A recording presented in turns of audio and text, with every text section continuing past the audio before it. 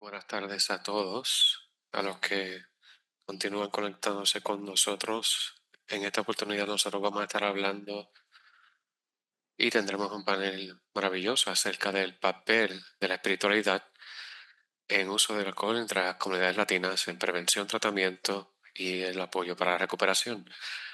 Así que tenemos a dos oradoras buenísimas hoy.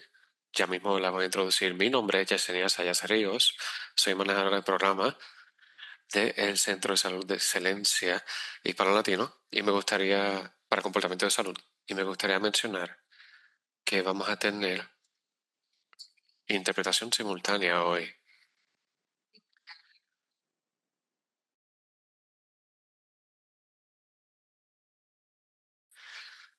Así que pueden darle a la hoja de interpretación, interpretación abajo en su aplicación. Luego de elegir interpretación, eligen el idioma, el que quisieran escuchar. Tenemos inglés y español disponible.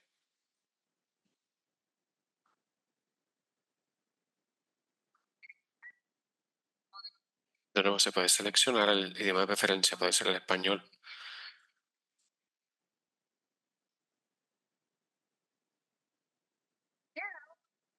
Ahora vamos a repasar algunos asuntos de la casa para el evento de hoy.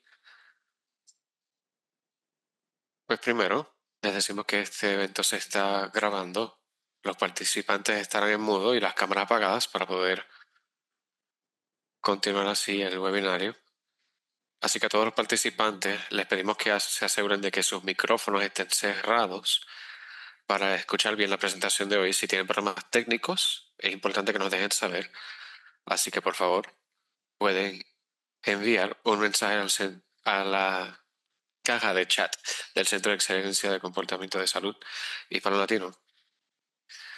Si tienen una pregunta para nuestros recursos, por favor, pongan sus preguntas en el chat también.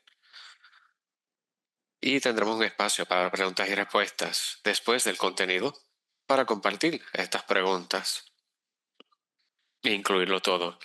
Y ahí nuestros recursos y los asistentes tendrán oportunidad de responder preguntas en el tiempo que nos reste.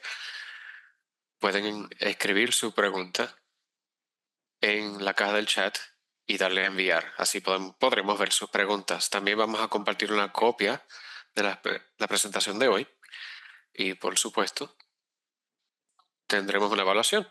Así que, por favor, asegúrense de completar la evaluación después de esta presentación utilizando el enlace que estará disponible en la caja de chat, pero también habrá un QR, un código de escaneo disponible al final de la presentación. El Centro de Salud de Comportamiento Hispano-Latino de Excelencia tiene la misión de adelantar y respaldar la sostenibilidad y salud en comportamiento al promover prevención, tratamiento, múltiples vías de recuperación, movido por la comunidad, centrado en la cultura y centrado en las personas para nuestra comunidad hispana y latina. Hoy va a ser muy interesante porque el diálogo de la presentación de hoy es explorar la complejidad de la espiritualidad, tanto como una protección o como un factor de riesgo en las comunidades latinas. Esta discusión va a resaltar cómo la espiritualidad puede dar servicio como una fuente de resiliencia, mientras que también hay circunstancias en las que podría hasta contribuir a estigma o a barreras a buscar la ayuda. Entre estas conversaciones, la sesión va a considerar cómo las estrategias de prevención, los modelos de tratamiento y los servicios de respaldo pueden integrar la espiritualidad de maneras que puedan apoderar a los individuos y a las comunidades. Para muchos individuos, sabemos que la espiritualidad les da un sentido de propósito, de conexión, de esperanza, y se hace un componente grande en el proceso de sanación. Así que para explorar el papel crítico de la espiritualidad en la salud del comportamiento, la recuperación y el tratamiento, es un honor para nosotros introducir a nuestros dos recursos distinguidos. Ellas van a dar ejemplo de la integración del peritaje de su peritaje con acercamiento espiritual también. Delia Reta ha sido trabajadora social y portavoz pública durante la mayor parte de su vida profesional. Ella tiene extensa experiencia con el desarrollo y la implementación de protocolos para la salud mental que adelantan tratamientos, enfrentan el trauma y ayuda a adultos y a menores y a comunidades especiales en el área de la Bahía de California y en Salt Lake City de Utah. Nelly también se graduó de la Universidad de Utah con una maestría en trabajo social y una maestría en teología de en Pasadena, California, un centro de teología. Ella fue miembro de la facultad en la Universidad de San José, el Colegio de Trabajo Social, y también en la Universidad de Utah. Ella ha supervisado y dado mentoría a estudiantes de práctica y a profesionales en el campo de la salud mental por más de 36 años. Ella cree firmemente que nadie puede sanar solo y siente un compromiso profundo y espiritual para estar presente para otros, en especial a los que tienen más vulnerabilidad. Nelly se origina de Puerto Rico, ella disfruta ir en el monte, en bicicleta, nadar en el océano y cocinar para amigos y familia. También tenemos a Gloria McDaniel. En mayo del 2018, ella aprendió una maestría de arte en programas de salud clínica. Ella es bilingüe, habla inglés y español. Ella es terapista, trabajando con tratamiento específico de retos de la salud mental y de abuso de sustancias controladas. Ella ha dado talleres técnicos a la comunidad educada en lo que tiene que ver con la violencia doméstica, el trauma, el abuso de sustancias y mucho más. Ella es facilitadora en muchos grupos para mujeres sobrevivientes en enfoques de sanación, de abuso financiero, espiritual, psiquiátrico y físico. Ella fundó una organización sin fines de lucro dando manejo de casos en inglés y en español hacia la recuperación y servicios de mentoría para víctimas de violencia doméstica, también para víctimas de crímenes violentos. Así que para mí es un deleite el poder introducir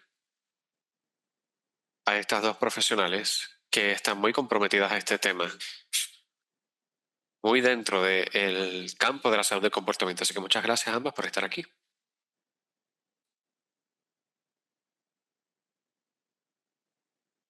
Buenas tardes a todos y muchas gracias por la invitación. Estamos muy interesadas en este tema y solo como cuestión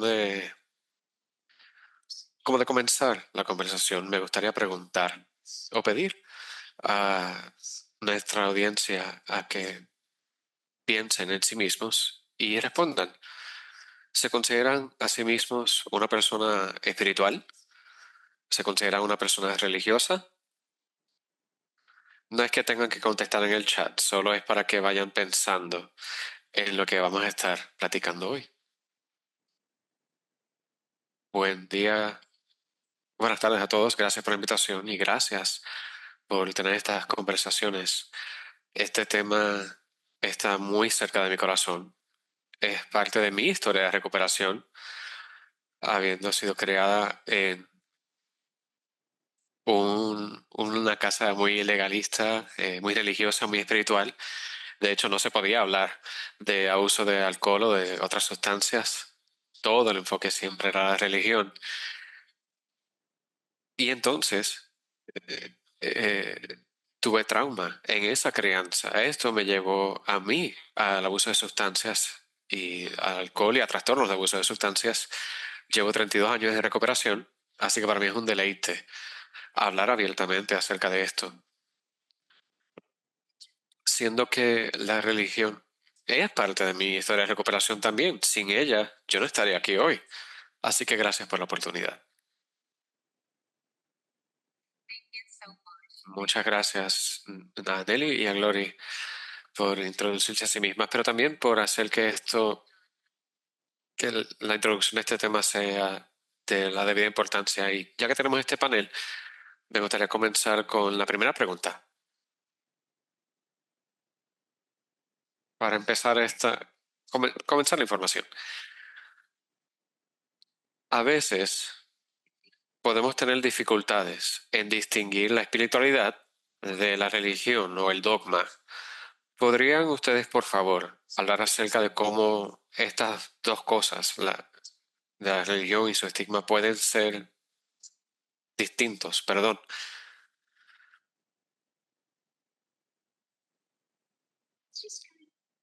Bueno, vamos a mirar a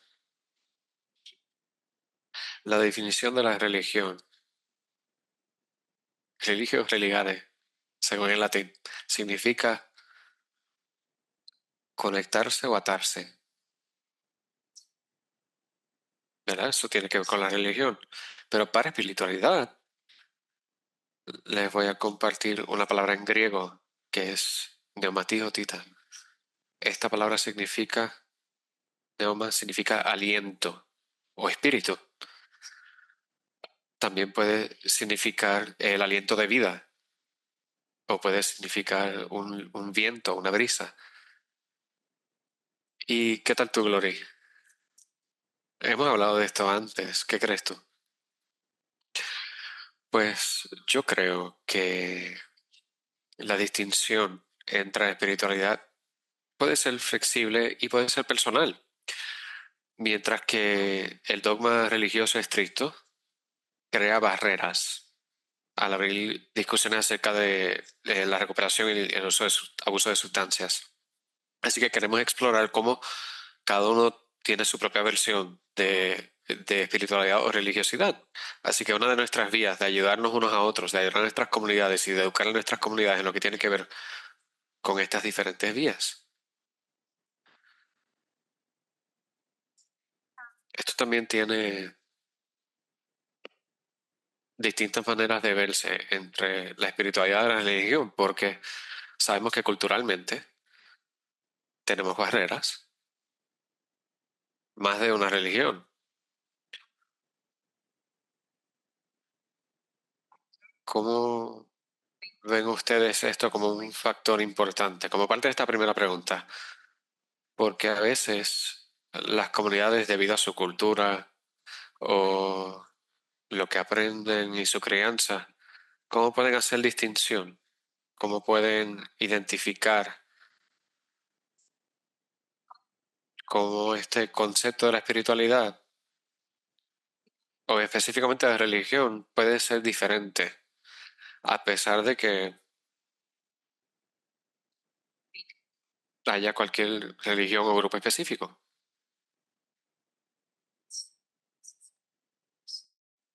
Esto es bien personal y por eso es que hice la pregunta al principio si se consideran ustedes espirituales o si se consideran religiosos o religiosas, o si son personas un dogma, una religión de una manera y tienen una conexión espiritual con quizás un poder superior o una figura trascendental, quizás.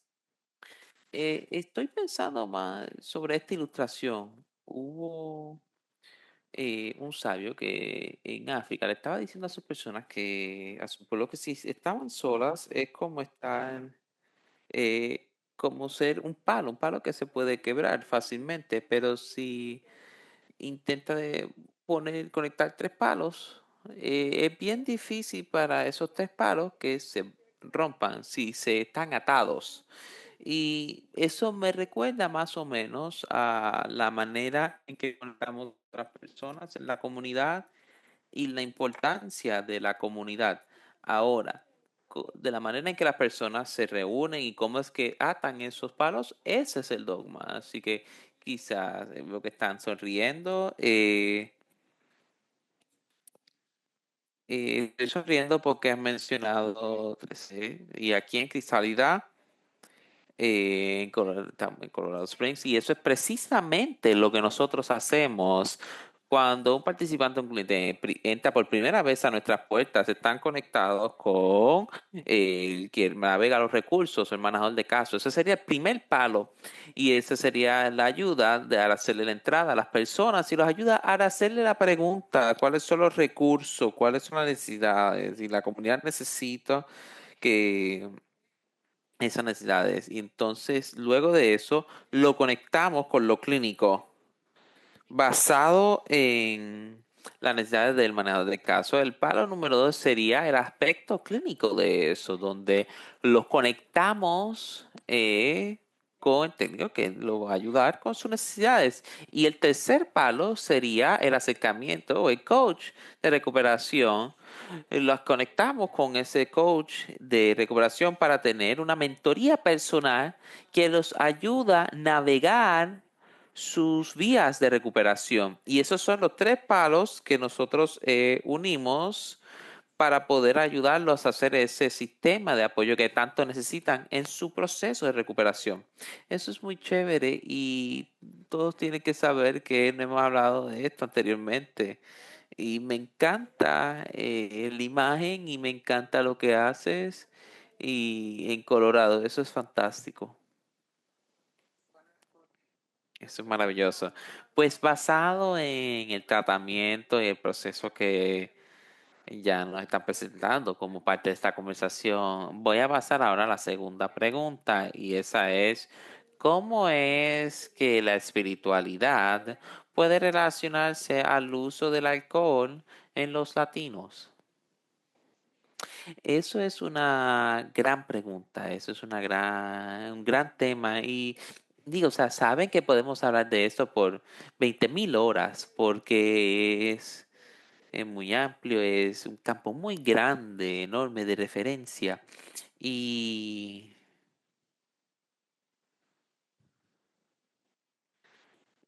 quizás eh, me metería en el proceso de la perspectiva de psicoterapia y veo esto interesante, más o menos, porque una psicóloga analista habla sobre cómo el uso de las sustancias y el alcohol crea un estado alterno para los individuos. Y lo que él propone en sus escritos es que quizá la persona que está luchando con el alcohol o con el abuso de otras sustancias está buscando o quizás tienen una necesidad profunda de entrar a otro estado y que esas personas que están sufriendo de estos problemas no solamente un problema médico o psicológico, sino que es una necesidad profunda para respirar, tal vez, para conectar y trascender.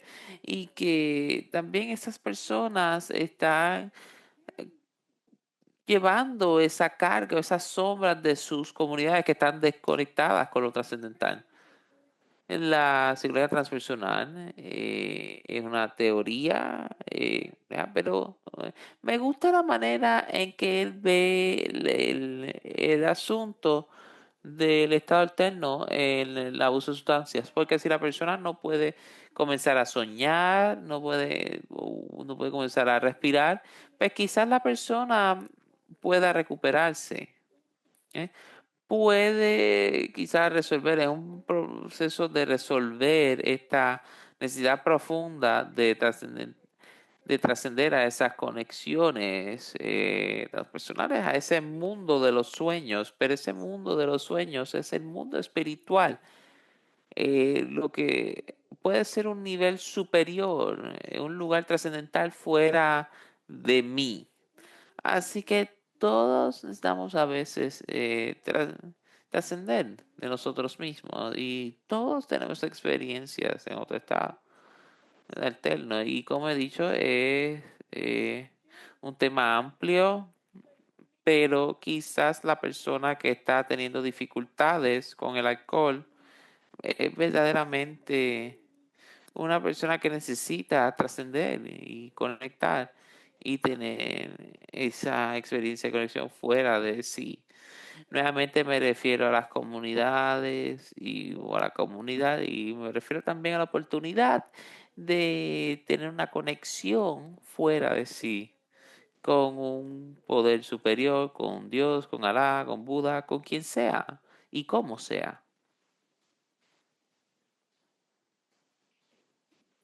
Creo que para mí, mi historia personal, la razón por la cual llegué al alcohol fue por el trauma. Creo que lo usé en tanta intensidad para... No quería sentir el dolor del trauma por el cual yo había pasado, del abuso infantil y del abandono, y el estar, haber sido sexualmente abusada a una edad joven, así que comencé mi uso del alcohol a la edad de 12.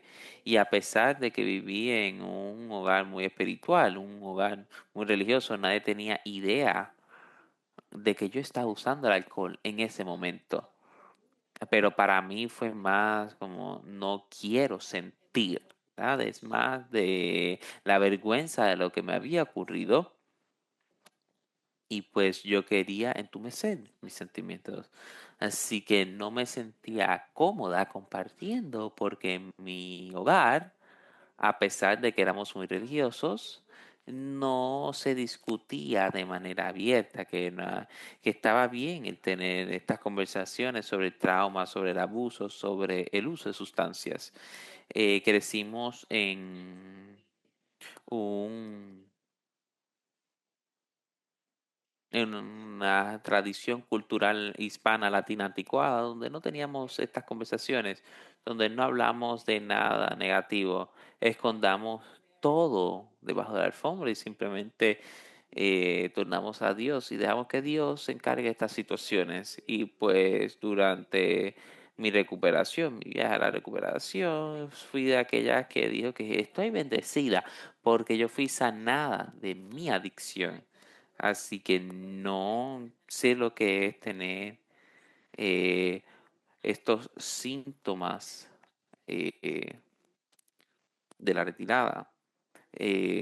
Estoy sanada con las personas que vienen a mi puerta, que no tienen el mismo camino de sanación. No es mi expectativa, eh, pero la razón por la cual menciono esto es porque tenemos que cambiar la manera en que hacemos las cosas. Tenemos que aprender a incorporar la espiritualidad, pero también tener estas conversaciones de educar a la comunidad, donde tenemos estas conversaciones sobre el uso de sustancias, donde hablamos del alcoholismo, donde estamos educando a las familias sobre cómo esto puede afectarnos y cómo puede afectar nuestra mente, nuestros cuerpos y nuestros espíritus.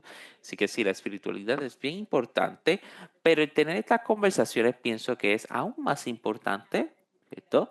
Porque tenemos que educar en la resiliencia y estos tipos de mecanismos parecidos en el apoyo de la comunidad y cómo adaptarnos a tener estas comunicaciones claras con nuestros familiares, que no hay problema en tener estas conversaciones fuertes. Eh, sí escucho esta llamada, este llamado al salir de la sombra de las comunidades y como sabe, muchos de nuestras comunidades viven en unas sombras terribles. Las investigaciones muestran, estos estudios muestran que los latinos y los hispanos, el uso del alcohol es menos, bueno, que los que no los blancos que no son hispanos, pero que las comunidades se meten más en problemas con la ley, pierden su empleo, tienen más problemas de salud asociados con sus problemas con el alcohol y otras drogas. Y a veces hay una alta tasa de muerte asociada al uso de estas sustancias, más que los hispanos que no son blancos. Eso es lo que muestran las investigaciones, los estudios. Eso es bien interesante porque yo estaba pensando de este concepto de las estrategias de afrontamiento que lo había mencionado anteriormente y es impresionante cómo este concepto de espiritualidad juega un rol clave como parte del proceso de recuperación. Y sí, cada persona es bien diferente, cada persona tiene diferentes creencias y valores. Así que esto me lleva a la próxima pregunta. ¿Cómo es que el estigma entra en esta ecuación? Una gran pregunta.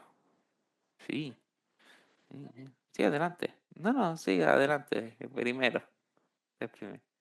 Bueno, pero el estigma y los diferentes tratamientos, ¿verdad? Hemos creado estas palabras negativas para las personas que usan el uso de sustancias. Algunas de las palabras que usamos, y me encanta en español, como tecate o delincuente o no sirves para nada o nunca vas a llegar a hacer algo o no eres lo suficientemente bueno o buena. Escuchaba estas palabras inclusive de nuestra familia y nuevamente yo hablo de experiencia personal. Yo crecí en un hogar donde se me había dicho que yo no era suficientemente inteligente ni suficientemente buena y que no iba a lograr nada debido a el uso de sustancias mío, mi uso de sustancias. Y eso fue algo que me detuvo. Eso fue algo que hizo que no buscara ayuda. Algo que me detuvo el tener una conversación de esto. Me desalentó el buscar ayuda profesional. Y tenemos que disminuir ese estigma que tenemos que poner eso hacia un lado y tenemos que decir, hay temas que anteriormente en nuestra cultura no queríamos discutirlo, pero nos están afectando de tal manera hoy que tenemos que disminuir el estigma para poder tener estas conversaciones de una manera abierta. Y la parte mejor de ello es que tener estas conversaciones en nuestras iglesias, en nuestra religión, en nuestros hogares, donde las personas se sienten cómodas diciendo, "Oye, creo que puedo tener un problema, puedo buscar ayuda. ¿Dónde puedo buscar ayuda? En vez de ir al pastor, que fue mi experiencia, y ellos haciéndonos sentir peor por tener problemas, ya sea de trauma o de abuso de sustancias o cualquier cosa parecida. También lleva también a la necesidad más o menos de las comunidades de la fe, de a veces de un adiestramiento de conocimiento, algún tipo de conciencia donde pueden atender los estigmas dentro del grupo. Y si los tres palos se unen, pero uno está un poco doblado, pues no hay problema. Vamos a tener que buscar un dogma en cómo poder atarlos juntos para que puedan estar juntos y puedan ser fuertes juntos en la comunidad. Y yo pienso que, pues nuevamente, esto habla sobre la necesidad de esos líderes en las comunidades de fe o en esos grupos de fe que deben tener un adiestramiento, un conocimiento, una conciencia de para poder sacar estos estigmas. Es difícil eh, ir al teléfono y llamar para solicitar ayuda, pero es una invitación para venir y sentarse juntos o juntas. Eso podría funcionar mejor. Eh, y tengo que contestar eso. Pienso que tenemos que poner nuestros juicios a un lado. Si somos religiosos, religiosas y espirituales, pues tenemos que entender que Dios nos ama también. ¿Quiénes somos para juzgar? Sí. ¿Qué es lo que está haciendo la otra persona? Sí. Y que estamos aquí para amar a las personas y apoyarlas, no juzgarlas. Sí, absolutamente. ¿Estoy escuchando?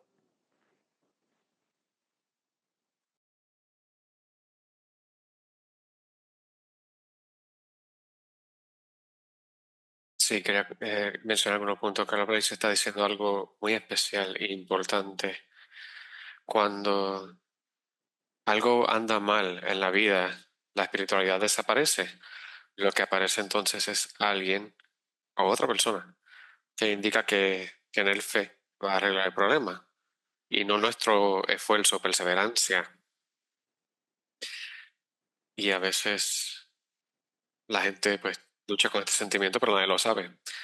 Otro comentario vino de Cristina Castillo. Ella menciona que, en su opinión, Yo creo que el uso de alcohol entre los latinos es difícil de separar de lo cultural.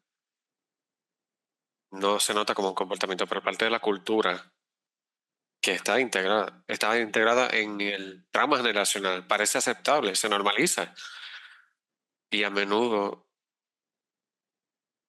parece como si fuera una recompensa al final de una semana de trabajo duro. Ahí está como el concepto de normalizar. Y en definitiva,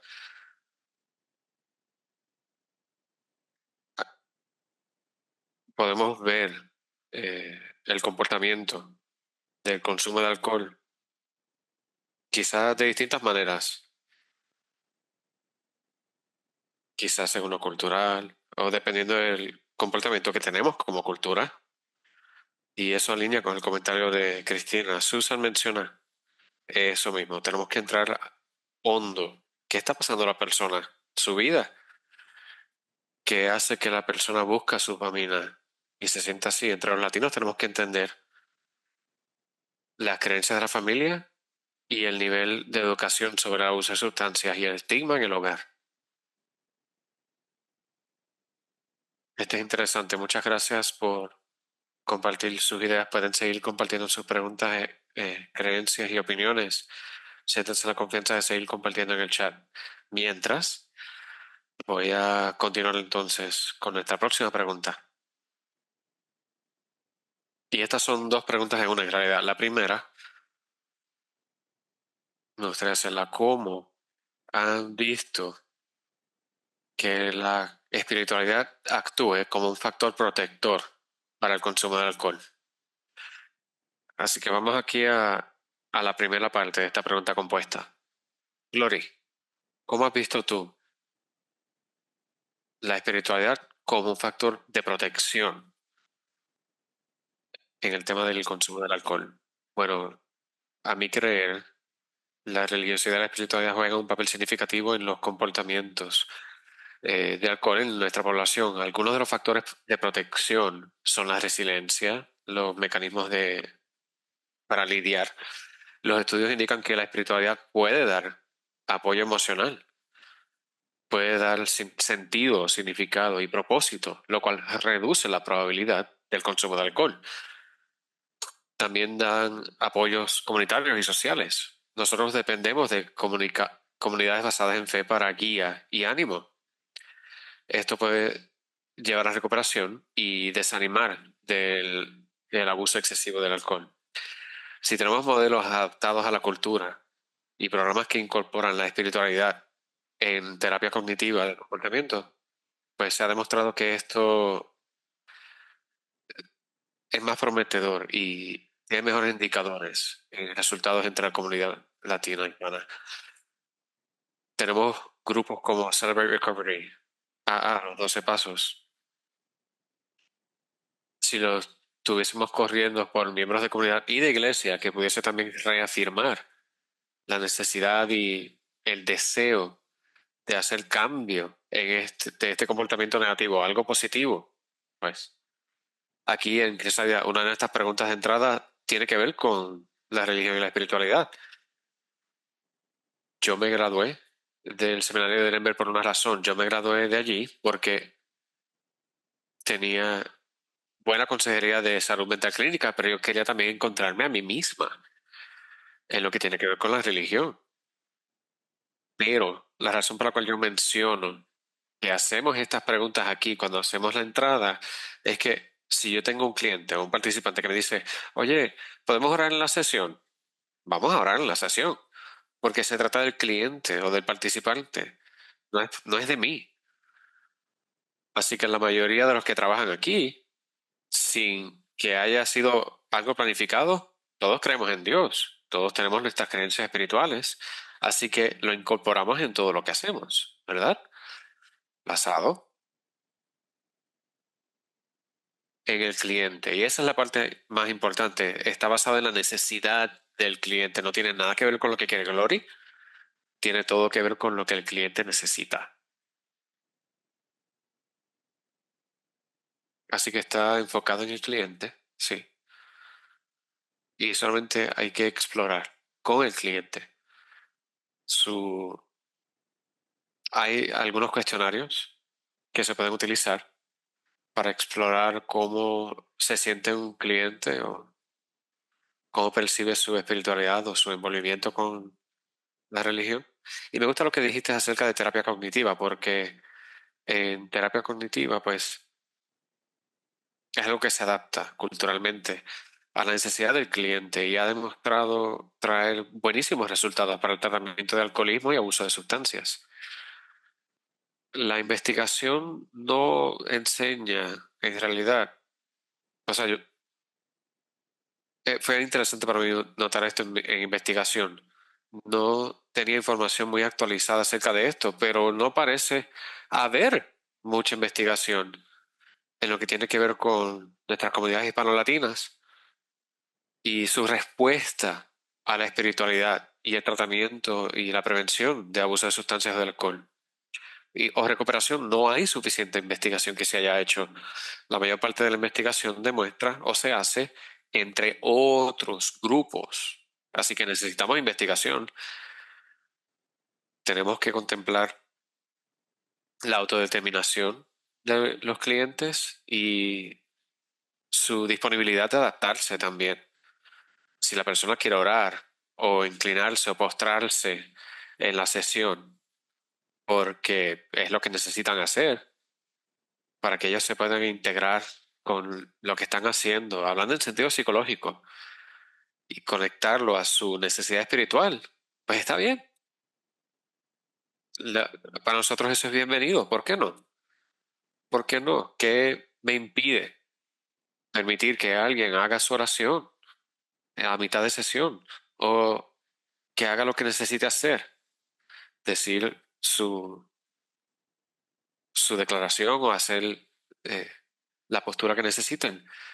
Si la persona tiene su práctica espiritual y si no, también está bien. Sí, absolutamente.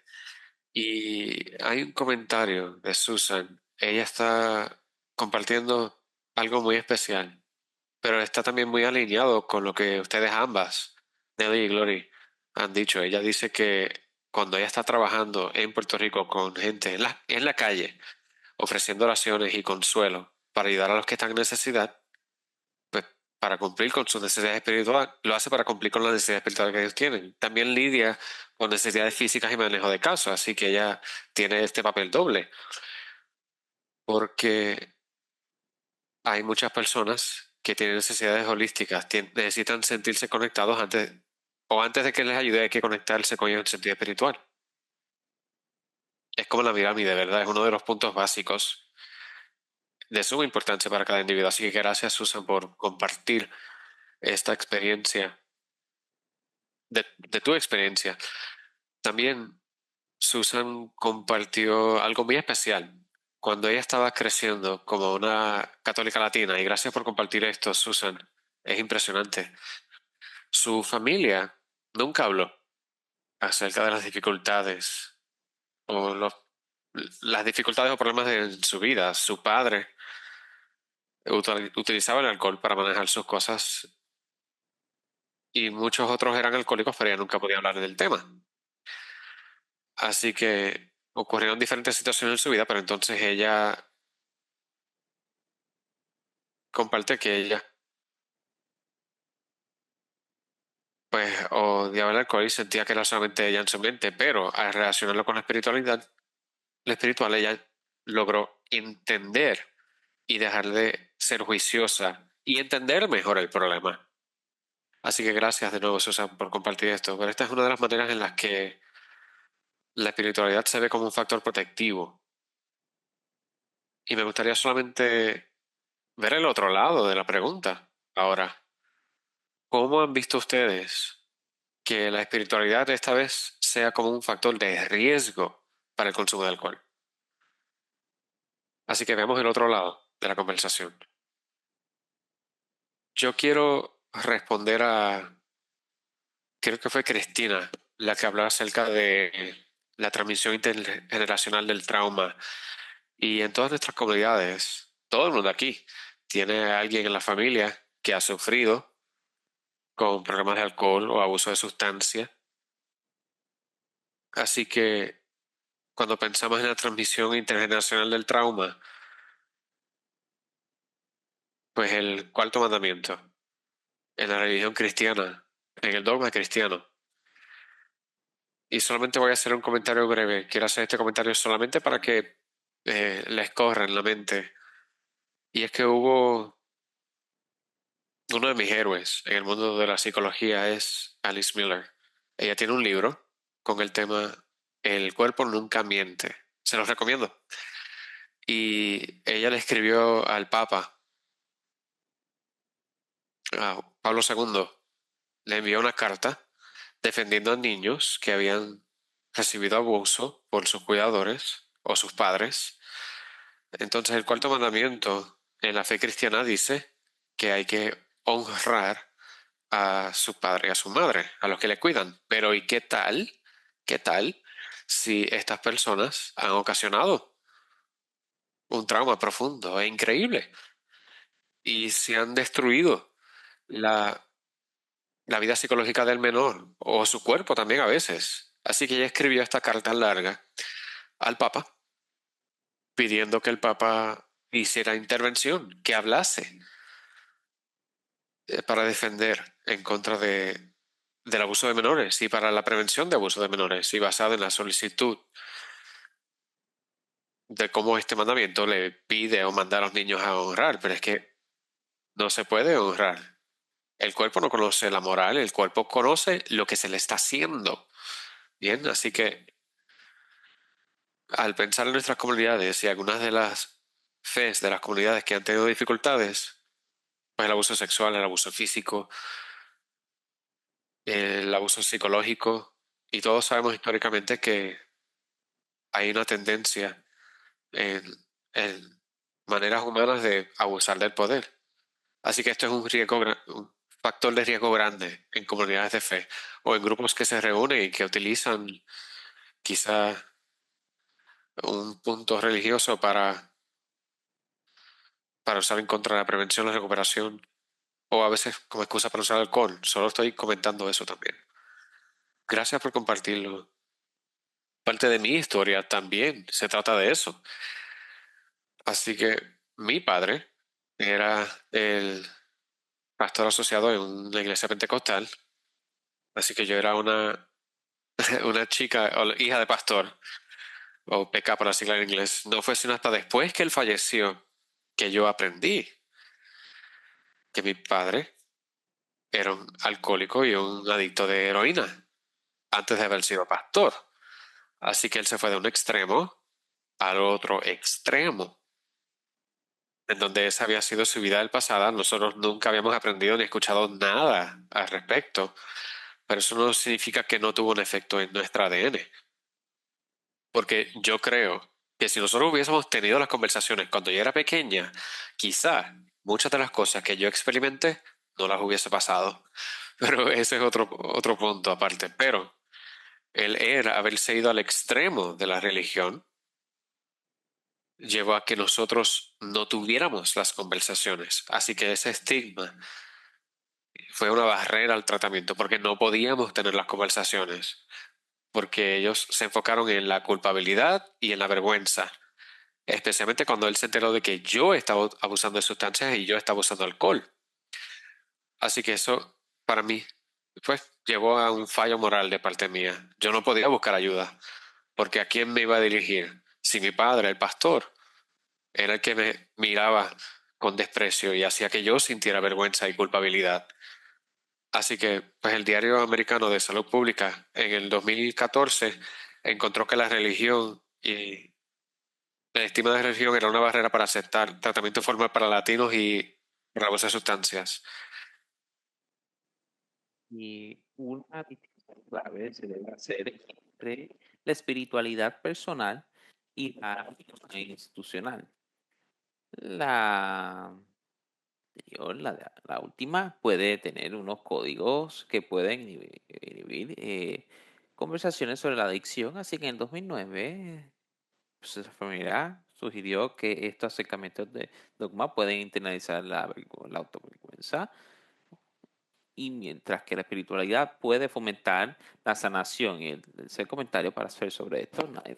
en el 2021 se está haciendo un llamado a largo plazo de la espiritualidad y de la protección, mientras que estas prácticas espiritualidades tienen la soledad de corto plazo y tiene, y mientras que faltan los datos para los datos para los resultados a largo plazo en los latinos. Y yo puedo decirles que tengo 32 años de recuperación. Y eso es gracias a mi espiritualidad, mis creencias religiosas y también a mi tratamiento, mi camino hacia el tratamiento, hacia la sanación. Wow, no tengo palabras. Es muy impresionante dicho camino. Y gracias por compartir eso, porque son estas experiencias de vida que son importantes para entender la espiritualidad, a pesar de que sea un concepto individual para las personas debido a sus creencias, son diferentes maneras en que son diferentes. Y esto también me lleva a esta pregunta, la última pregunta del panel de hoy. Pues entonces, me estaba preguntando, ¿cómo es que entonces la espiritualidad se puede incorporar en el tratamiento, en los procesos de recuperación y en tratamiento? O sea, básicamente tomar en cuenta esa espiritualidad que se vea diferente para los individuos, para muchas personas. Así que piense sobre esto y las personas que están asistiendo a este webinar pueden compartir su opinión también. Pero ¿cómo es que la espiritualidad se puede incorporar en el tratamiento y en los procesos de recuperación? Lori. Bueno, pues integrar la prevención, la espiritualidad en los esfuerzos de prevención. La fe. La iglesia puede tener iniciativas de salud para poder levantar la concientización, la conciencia de manera positiva. Así que nosotros vamos a diferentes iglesias y educamos a las comunidades en español y en inglés sobre el uso de sustancias y sobre el trauma. Así que es un asunto de educación continua, donde invitamos a las personas, a los miembros de la iglesia, a los miembros a los del clero, a compartir abiertamente estas experiencias, porque está probado que esta educación es la manera de llevar a las congregaciones latinas. Otra manera son los modelos holísticos de recuperación. Acabamos de tener se llamaba la medicina holística y de conciencia o mindfulness. Era cómo incorporar la medicina holística en nuestros caminos de sanación, donde hablamos de la conciencia o el mindfulness, de las oraciones guiadas, donde hablamos de la mentoría espiritual. Y nosotros incorporamos eso en nuestra planificación de los tratamientos y para ayudar a las personas que están pasando por la recuperación y de trauma.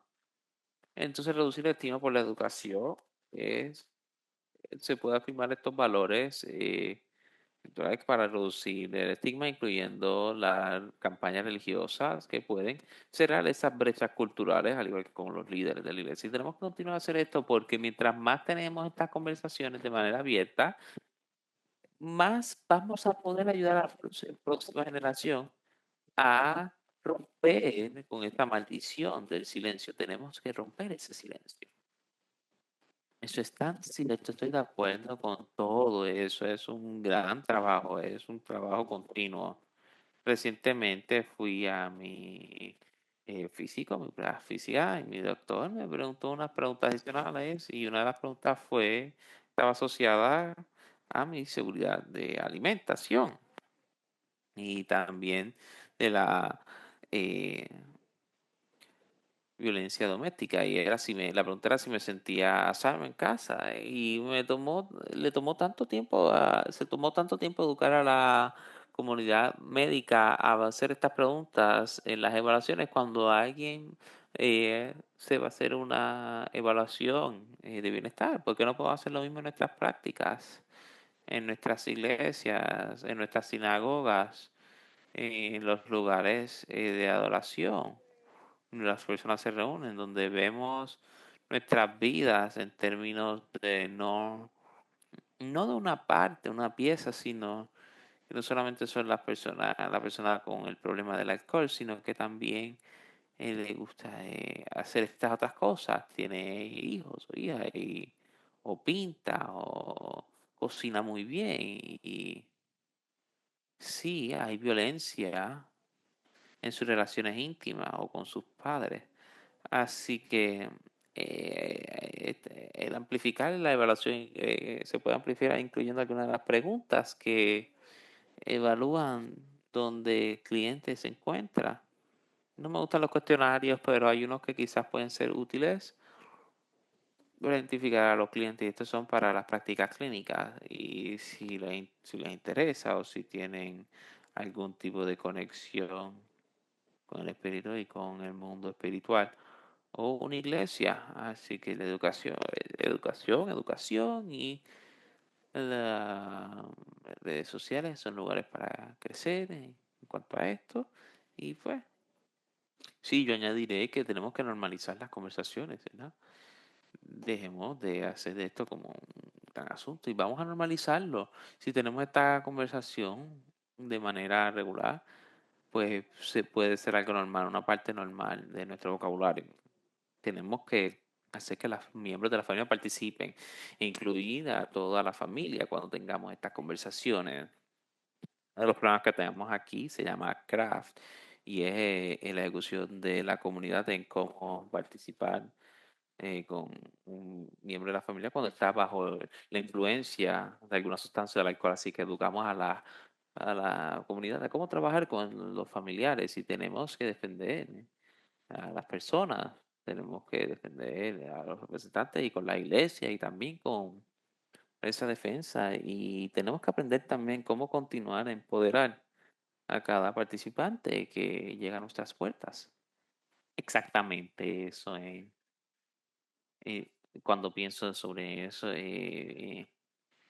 tengo esos pensamientos porque pues, normalizar el concepto de incorporar la espiritualidad como parte del proceso es muy importante y por si, de hecho, me gustaría compartir en comentarios ahí está una de nuestras participantes y ella está indicando que en Texas, como parte de una firma de bienestar, hay la inclusión de las dimensiones del bienestar. Así que es importante hablar sobre este concepto y normalizarlo. El concepto que incluye la espiritualidad como parte del proceso. Así que gracias, Sajita, por compartir tu pensamiento. Y también tengo otro, otro comentario de Gladys Garay. Y ella también está en el comentario de que CDC, NIH y se consideran la espiritualidad como parte de los factores para mantenerse saludable,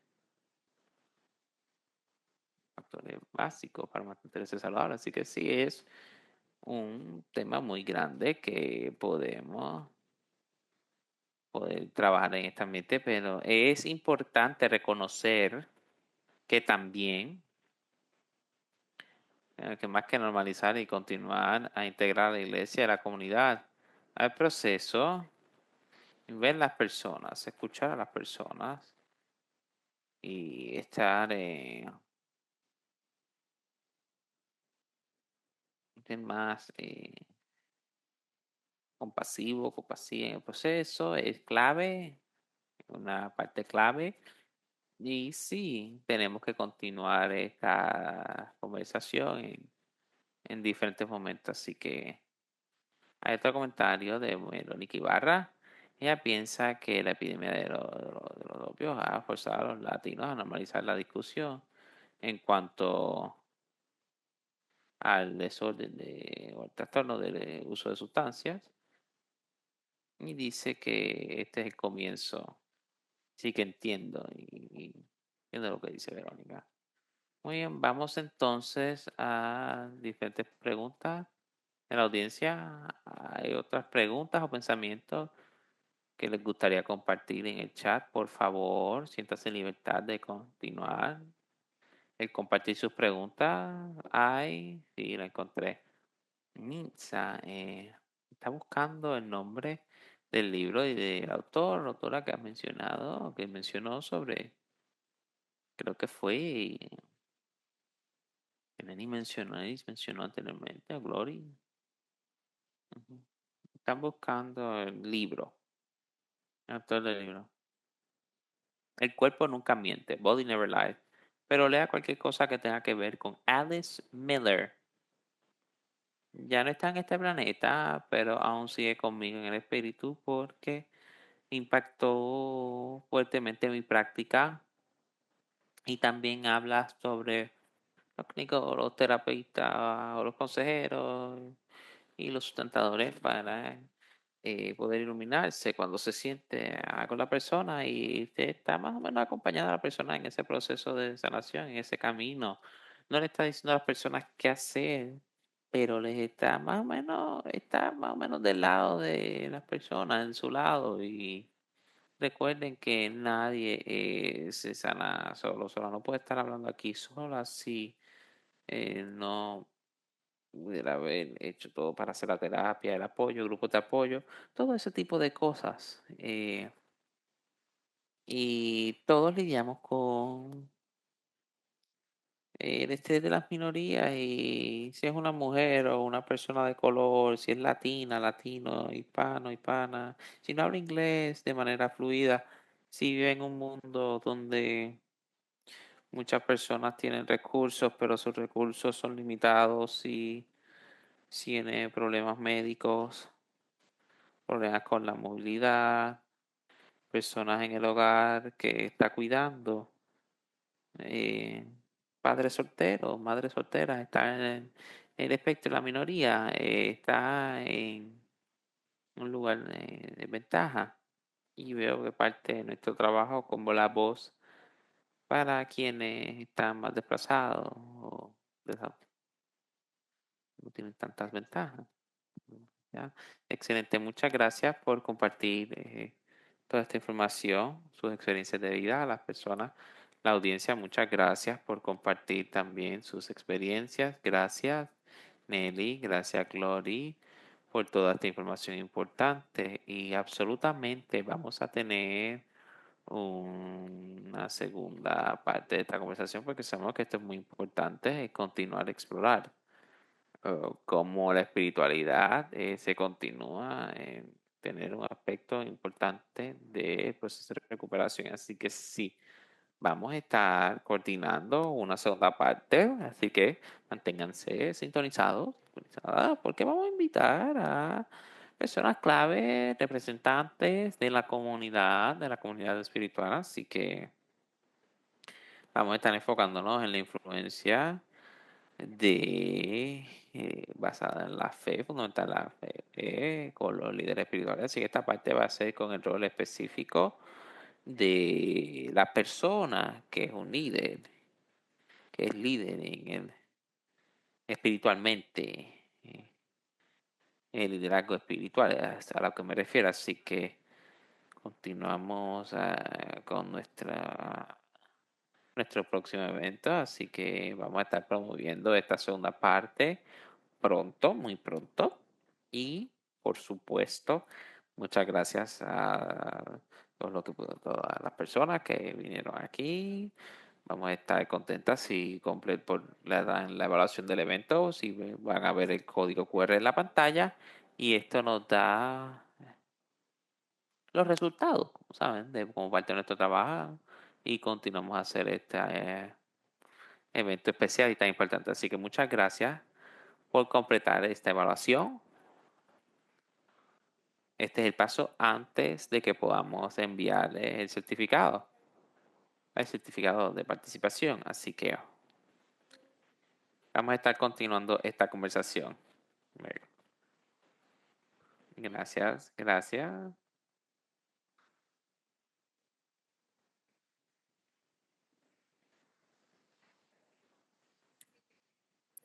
Nos vemos en el próximo evento.